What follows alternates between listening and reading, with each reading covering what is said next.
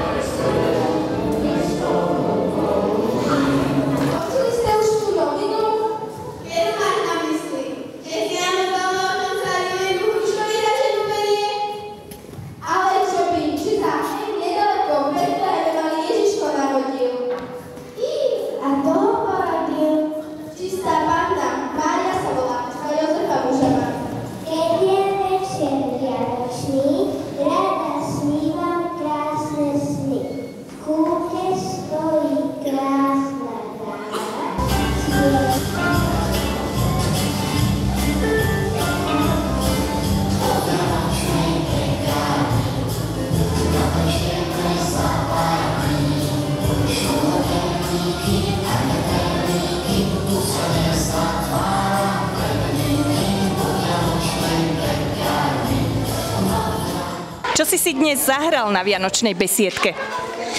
Zahral som piekol a spieval vianočnú pesničku.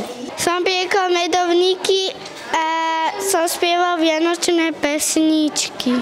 Hrala som pani Máriu v Betleheme. Ja som bola Ježibaba, motýl a trpaslík. A v čom si zahrala? Čo to bolo? V tancoch a som spievala. O čom boli tance?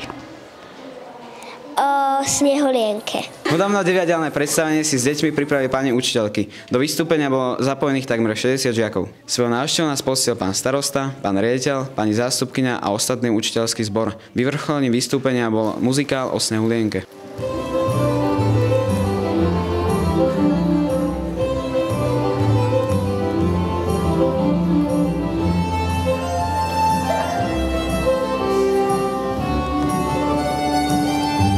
Z vystúpenia mám veľmi dobré pocity, ale najviac ma zaujal Mirkov spev.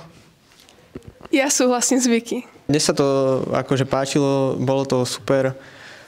Sem tam boli malé chybičky, ale dalo sa to. Bolo niečo, čo ťa najviac zaujalo alebo najviac bavilo? Bavil ma určite recitát a varenie malých detí. Na dnešné vystúpenie hovorím, že sa mi veľmi páčilo. Jak to bolo celkovo zorganizované a najviac ma zaujalo vystúpenie Snehovka. Najlepším vystúpením bol za mňa určite Miro Grl. Veľmi pekné to bolo. Bolo niečo, čo ťa najviac zaujalo? Ani nie, všetky boli pekné. Bolo to dobré, aj zábavné.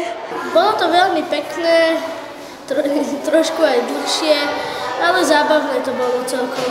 Bolo tam strašne dobré, pekne tam hovorili aj tie básničky a ten Betlehem bol pekný. Sama si v niečom zahrala? Áno, tancovali sme vystúpenie s mojou kamarátkou Ľudskou aj so spolužiakmi, ale aj s inými triedami.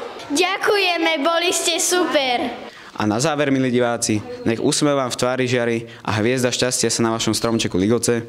Nech sa vám v novom roku vo všetkom darí a prežijete pokojné a krásne Vianoce. Pre školskú televíziu Filip Šprocha.